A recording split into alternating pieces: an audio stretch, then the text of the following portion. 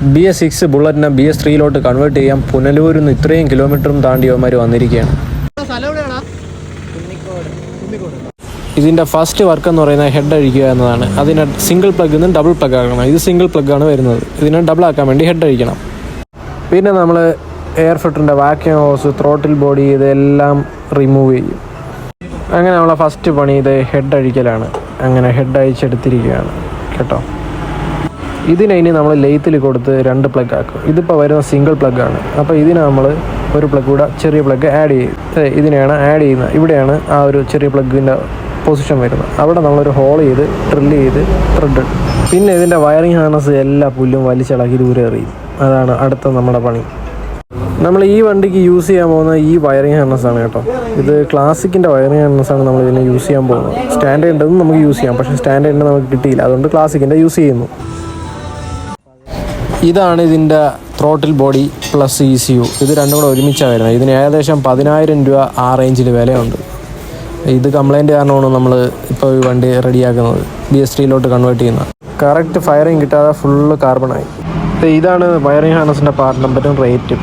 ഇത് നമ്മൾ ക്ലാസിക്കിൻ്റെയാണ് എടുത്തത്. നമുക്ക് സ്റ്റാൻഡേർഡിൻ്റെ കിട്ടിയില്ല. അതുകൊണ്ട് നമുക്ക് ക്ലാസിക്കിൻ്റെ എടുക്കേണ്ടി വന്നു കേട്ടോ. ക്ലാസിക്കിൻ്റെ ഇടുന്നതുകൊണ്ട് വേറെ പ്രശ്നമൊന്നുമില്ല. നമുക്ക് എക്സ്ട്രാ അതിൻ്റെ ഒരു റിലേ വരുന്നുണ്ട്, സ്റ്റാർട്ടർ റിലേ. അത് കൂടെ നമുക്ക് മാറണമെന്നേ ഉള്ളൂ. അതോടെ മാറിക്കഴിഞ്ഞാൽ പ്രശ്നമില്ല. ഇതാണ് സ്റ്റാർട്ടർ റിലേ. ഈ റിലേക്ക് 800 രൂപ റേഞ്ചിൽ വിലയുണ്ട്. ഈ റിലേയും കൂടെ മാറിക്കഴിഞ്ഞ് കഴിഞ്ഞാൽ നമുക്ക് ക്ലാസിക്കായിട്ട് കൺവേർട്ട് ആവും ഫുള്ള്. അപ്പോൾ നമുക്ക് സെൽഫ് വയ്ക്കണമെങ്കിൽ പിന്നെ സെൽഫ് മോട്ടർ അതിൻ്റെ സ്പാർക്ക് ക്ലച്ച് കൂടെ സെറ്റ് ചെയ്ത് കൊടുത്തു കഴിഞ്ഞാൽ നമുക്ക് സെൽഫ് വയ്ക്കാനും പറ്റും. അപ്പോൾ നമ്മളിത് ഒരു മെറ്റൽ ഷീറ്റ് വാങ്ങിച്ചിട്ടുണ്ട്. ഇത് ടാങ്ക് നമ്മൾ അടിയിൽ ഫ്യൂൾ ടാപ്പ് ആക്കാൻ വേണ്ടി ക്ലോസ് ചെയ്യാൻ വേണ്ടി ഒരു മെറ്റൽ ഷീറ്റ് വാങ്ങിച്ചിട്ടുണ്ട് കേട്ടോ. അപ്പോൾ ഇനി നമ്മൾ ഇതിൻ്റെ വർക്കാണ് ചെയ്യേണ്ടത്. ഇത് നമ്മൾ കട്ട് ചെയ്ത് കറക്റ്റായിട്ട് സെറ്റ് ചെയ്ത് എടുക്കണം. അതൊരു വലിയ ജോലിയാണ്. എന്നിട്ട് അത് ഹോൾ ചെയ്ത് എടുക്കണം. അപ്പോൾ അത്യാവശ്യം തിക്നെസ് ഉള്ള പ്ലേറ്റ് വേണം വാങ്ങിക്കാനായിട്ട്. അപ്പോൾ ഇത് കണക്ക് നമ്മൾ പെയിൻ്റൊക്കെ അടിച്ച് അടയാളമൊക്കെ മാർക്ക് ചെയ്തിട്ടുണ്ട് കേട്ടോ. അപ്പോൾ പ്ലേറ്റ് നമ്മൾ കട്ട് ചെയ്തെടുത്തിട്ടുണ്ട്. ഇതിനി ഹോൾ ചെയ്യണം. ഹോൾ ചെയ്തിട്ട് ഈ റബ്ബർ ട്യൂബിനെ വെച്ചിട്ട് നമ്മൾ അവിടെ വെച്ച് മാർക്ക് ചെയ്ത് ഇതിൽ വെച്ചിട്ട് കട്ട് ചെയ്തെടുക്കണം. അപ്പോൾ ഗ്യാസ്കറ്റായിട്ട് നമുക്ക് യൂസ് ചെയ്യാൻ പറ്റും. അല്ലാന്നുണ്ടെങ്കിൽ പെട്രോൾ ലീക്ക് വരും. ഇതാണ് അതിൻ്റെ മാഗ്നറ്റും കോയിലും. ഇതും മാറണം. ഇതാണ് കോയിൽ. ഇതിന് 2580 റേറ്റ് വരുന്നുണ്ട്. ഈ സാധനം മാറിയാലേ നമുക്ക് പ്രോപ്പറായിട്ട് സെറ്റ് ചെയ്യാൻ പറ്റും. ഇതാണ് അതിൽ സ്റ്റോക്ക് വരുന്നത്. ഇത് നമുക്ക് യൂസ് ചെയ്യാൻ പറ്റത്തില്ല. ഇത് ഇട്ട് കഴിഞ്ഞാൽ മിസ്സിങ് ഉണ്ടാകാൻ ചാൻസ് ഉണ്ട്. അപ്പോൾ നമ്മളിതാ സെറ്റ് ചെയ്തിട്ടുണ്ട്. പഴയ സാധനം ഇപ്പോൾ സെറ്റ് ചെയ്തിരിക്കുന്ന വീഡിയോ ആണ് കാണുന്നത്. ഇതാണ് നമ്മളെ പുതിയ സാധനം. അപ്പോൾ നമ്മൾ സെറ്റ് ചെയ്തിട്ടുണ്ട്. ഇത് പഴയ സാധനമാണ് ഇപ്പോൾ കയ്യിലിരിക്കുന്നത്. അപ്പോൾ ഇതെല്ലാം നമ്മൾ മാറ്റി പുതിയ കോയിൽ കയറ്റിയിട്ടുണ്ട്. അപ്പോൾ നമ്മുടെ ഹെഡ് കിട്ടിയിട്ടുണ്ട്. 2 പ്ലഗ് ആക്കി ലെയ്ത്തിൽ കൊടുത്ത് സെറ്റാക്കിയിട്ടുണ്ട്. അതിൻ്റെ ഡയമെൻഷനൊക്കെ എടുത്താണ് അവർ ചെയ്തിരിക്കുന്നത്. നല്ല നീറ്റായിട്ടാണ് ചെയ്തിരിക്കുന്നത്. അപ്പോൾ 2 പ്ലഗ്ഗായി കറക്റ്റായിട്ടാണ് ചെയ്തിരിക്കുന്നത്. വേരിയേഷനൊന്നും വരാൻ പാടില്ല. വേരിയേഷനൊക്കെ വന്നു കഴിഞ്ഞാൽ സീനാവും. അപ്പോൾ നല്ല നീറ്റായിട്ട് ചെയ്തിട്ടുണ്ട്. അപ്പോൾ ഇതിനി നമ്മൾ വണ്ടിയിലോട്ട് സെറ്റ് ചെയ്യാൻ പോവുകയാണ്. അടുത്ത പണി നമ്മൾ ഫ്യൂൽ ടാപ്പ് വെക്കുക എന്നുള്ളതാണ്. അപ്പോൾ ഫ്യൂൽ ടാപ്പ് എല്ലാം നമ്മൾ സെറ്റ് ചെയ്യാൻ വേണം. അപ്പോൾ ഇതിൽ വെൽഡ് ചെയ്ത് വെച്ചിട്ടുണ്ട് ഫ്യൂൽ ടാപ്പ്. അപ്പോൾ ഇത് നമുക്ക് ഡയറക്റ്റ് സെറ്റ് ചെയ്ത് കൊടുത്താൽ മതി. അപ്പോൾ ഒരു ഗ്യാസ്കറ്റൊക്കെ നമ്മൾ കട്ട് ചെയ്തെടുത്തിട്ടുണ്ട് കേട്ടോ.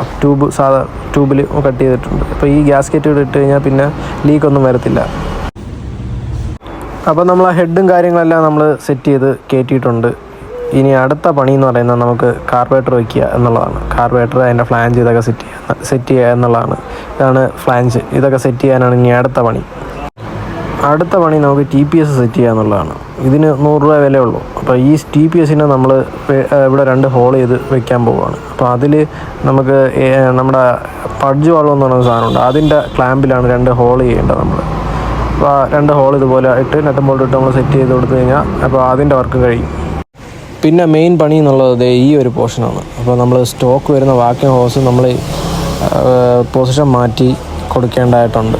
അപ്പോൾ നമ്മൾ ഈ കാണുന്ന പോലെ നമ്മൾ സെറ്റ് ചെയ്തെടുക്കേണ്ടി വരും. അപ്പോൾ ഇതിൽ നമ്മൾ പിടിപ്പിക്കാൻ പോകുന്ന സാധാ ക്ലാസിക്കിലൊക്കെ വരുന്നതിനകത്ത് കവറിങ് ഇല്ലാത്ത എയർ ഫിൽറ്ററാണ് നമുക്ക് സെറ്റ് ചെയ്യാൻ പോകുന്നത്. അങ്ങനെ സെറ്റ് ചെയ്യാൻ പറ്റുള്ളൂ. ഇല്ലയെന്നുണ്ടെങ്കിൽ വണ്ടി മിസ്സിങ് വരും. അതിൻ്റെ കൂടെ ഈ ബോക്സ് മെയിനാണ്. ഈ ബോക്സ് ഇല്ലാതെ നമുക്ക് സെറ്റ് ചെയ്യാൻ പറ്റില്ല, മിസ്സിങ് വരും.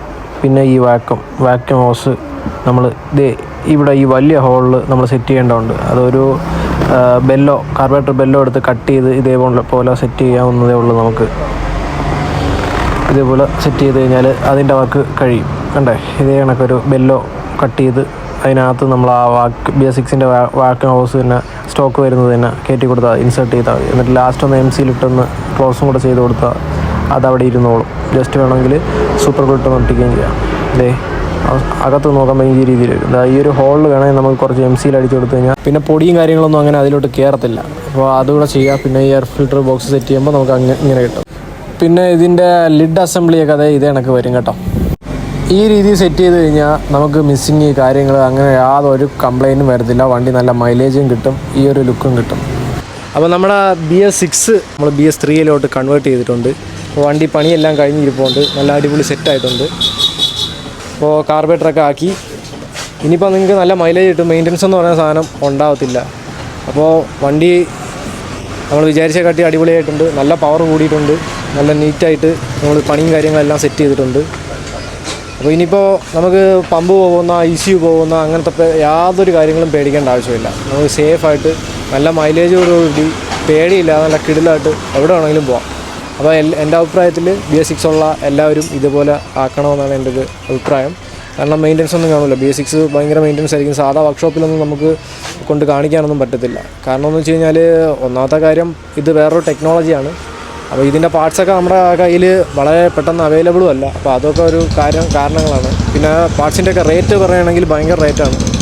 അപ്പോൾ അതിനെക്കാട്ടി നല്ലത് നമ്മൾ കാർബറേറ്ററിലോട്ട് കൺവേർട്ട് ചെയ്ത് കഴിഞ്ഞാൽ വയറിംഗ് ഹാർനസിനൊക്കെ തുച്ഛമായ പൈസയേ വരുന്നുള്ളൂ. 1600 രൂപയ്ക്കൊക്കെ വയറിംഗ് ഹാർനസ് കിട്ടും. പിന്നെ അതേസമയം ഇതിൻ്റെ സ്റ്റോക്ക് വരുന്ന വയറിംഗ് ഹാർനസിനാണെങ്കിൽ 10,000 രൂപ ആ റേഞ്ചിലൊക്കെ റേറ്റ് വരും. പിന്നെ ECUവിന് ഇത് ത്രോട്ടിൽ ബോഡി വിത്ത് ECU ആണ് വരുന്നത്. അപ്പോൾ ഏകദേശം 10,000 രൂപയ്ക്ക് പുറത്ത് വരും. അപ്പോൾ അത് അതൊക്കെ പൊതുവേ കംപ്ലയിൻറ്റ് വരുന്നുണ്ട്. അപ്പോൾ അങ്ങനെ കംപ്ലയിൻറ്റ് വന്നു കഴിഞ്ഞാൽ ഭയങ്കര പൈസ കയ്യിൽ നിന്ന് ഇറങ്ങും. അതുമല്ല കംപ്ലയിൻറ്റ് ഐഡൻറ്റിഫൈ ചെയ്യാനൊക്കെ കുറച്ച് ബുദ്ധിമുട്ടാണ്. ഇതാകുമ്പോൾ കാർബറേറ്റർ മാത്രമേ വരുള്ളൂ. ജസ്റ്റ് എന്തെങ്കിലും കംപ്ലയിൻറ്റ് വരുന്നെങ്കിൽ ഇതിൻ്റെ കാർബറേറ്ററും വയറിംഗ് ഇതിന് അധികം വിലയൊന്നുമില്ല. കാർബറേറ്ററൊക്കെ 10,000-3000 രൂപ അടുത്തൊക്കെ വരുള്ളൂ. ഒരു 50,000-ത്തിന് മേലെ എന്തായാലും കാർബറേറ്ററിലൊക്കെ ലൈഫ് കിട്ടുന്നതാണ്. അപ്പോൾ ഇത് നമ്മൾ ചെയ്യാനായിട്ട് ഈ വണ്ടി കൊണ്ടുവന്നതെന്ന് വെച്ച് കഴിഞ്ഞാൽ പുനലൂരിൽ നിന്ന് 2 പയ്യന്മാർ, അതാണ്ട് ഈ 2 പയ്യന്മാരാണ്. പുനലൂരിൽ നിന്നാണ് നിങ്ങൾ വന്നിരിക്കുന്നത് അല്ലേ? പുനലൂർ എവിടെയാണ് സ്ഥലം? പുനലൂർ കുന്നിക്കോട്. അപ്പോൾ പുനലൂർ കുന്നിക്കോട് നിന്നാണ് വന്നിരിക്കുന്നത്. സ്റ്റാൻഡേർഡ് കൊണ്ടാണ് വന്നത്. വണ്ടി ഏകദേശം ഇപ്പോൾ 50,000 കിലോമീറ്റർ വണ്ടി ഓടി. അപ്പോഴത്തേക്ക് ECU കംപ്ലൈൻ്റായി അങ്ങനെ ഒരുപാട് പ്രശ്നങ്ങളായിട്ട് വന്നതാണ്. ഇപ്പോൾ അടിപൊളി നീറ്റാക്കിയിട്ടുണ്ട്. നമുക്ക് എന്തായാലും ടെസ്റ്റ് ഡ്രൈവ് ചെയ്ത് നോക്കാം. ഓക്കെ.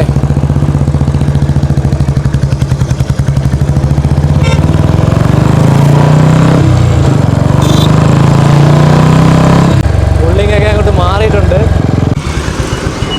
BS6-നാണോ പവർ കാർബറേറ്ററിനാണോ? അപ്പോൾ ഇതുപോലെയുള്ള വർക്ക് വീഡിയോസും ഇതുപോലെയുള്ള അറിവുകളൊക്കെ നിങ്ങൾക്ക് വേണമെന്നുണ്ടെങ്കിൽ നമ്മളെ പേജ് സബ്സ്ക്രൈബ് ചെയ്യുക, ലൈക്ക് ചെയ്യുക, ഷെയർ ചെയ്യുക.